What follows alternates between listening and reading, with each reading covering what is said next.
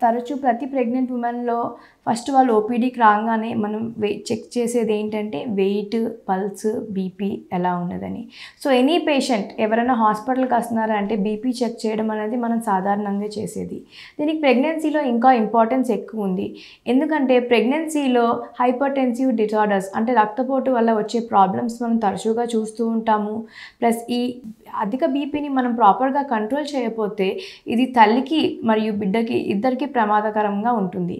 అందుకనే BP monitoring అనేది చాలా ఇంపార్టెంట్ ప్రెగ్నెన్సీలో కూడా. సో, ప్రెగ్నెన్సీలో బీపీ ఎక్కువ ఉందని ఎప్పుడు చెప్తామంటే సిస్టాలిక్ బ్లడ్ ప్రెషర్ 140 కన్నా ఎక్కువ ఉన్నా ఆర్ 140 ఉన్నా అండ్ డయాస్టాలిక్ బ్లడ్ ప్రెషర్ 90 అన్నా 90 కన్నా ఎక్కువ ఉన్నా అది మనం హైపర్‌టెన్షన్ అంటాము. దీంతో పాటు యూరిన్‌లో ఏమన్నా ప్రోటీన్ పోతుందా, పేషెంట్‌కి ఏమన్నా హెడేక్ కానీ కంటిన్యూయస్‌గా కళ్ళు మసకలుగా ఉండటము, ఎపిగాస్ట్రిక్ పెయిన్ ఏమన్నా ఉన్నది కూడా మనం చెక్ చేసుకోవాలి. ఇదే కాకుండా యూరిన్‌లో ఏమన్నా ప్రోటీన్ ఎక్స్‌క్రీషన్ ఉందా, కిడ్నీ ఏమన్నా ఎఫెక్ట్ అయిందా అని తప్పనిసరిగా మనం చూస్తూ ఉండాలి. సో, ఈ సింప్టమ్స్ ఏమన్నా ఉండి పేషెంట్‌కి లివర్ ఫంక్షన్స్ కానీ, కిడ్నీ ఫంక్షన్స్ కానీ ఏమన్నా ప్రాబ్లమ్ వచ్చినా సరే మనం వెంటనే బీపీ ట్రీట్మెంట్ అనేది స్టార్ట్ చేస్తాము.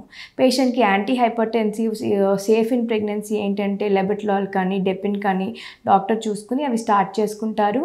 అండ్ ప్లస్ ఈ బీపీ మానిటరింగ్ అవుతున్న సేపు మనం బేబీ కూడా గ్రోత్ ఎట్లా ఉంది అనేది తరచూ చూసుకుంటూ ఉండాలి. ఎందుకంటే బీపీ ఉన్న పేషెంట్స్‌కి ఉమ్మనీరు తక్కువ ఉండటం కానీ, బేబీ సరిగ్గా ఎదగకపోవడం అంటే ఐయూజీఆర్ రావడం కానీ, బీపీ సరిగ్గా కంట్రోల్ లేకపోతే పేషెంట్‌కి ఫిట్స్ వచ్చే అవకాశము, బేబీ సడన్‌గా లోపల ఐయూడీ అయ్యే అవకాశాలు కూడా ఉంటాయి.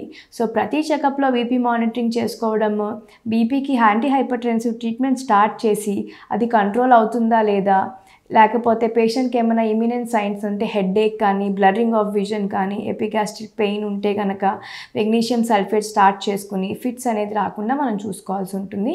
సో, బీపీ కనుక ఉంటే కనుక అది హై రిస్క్ ప్రెగ్నెన్సీ అంటాము. అండ్ కాన్స్టెంట్ మానిటరింగ్ చేసి తల్లి, బిడ్డ ఇద్దరు సేఫ్‌గా ఉండేలాగా డెలివరీ అనేది చేసుకుంటాము.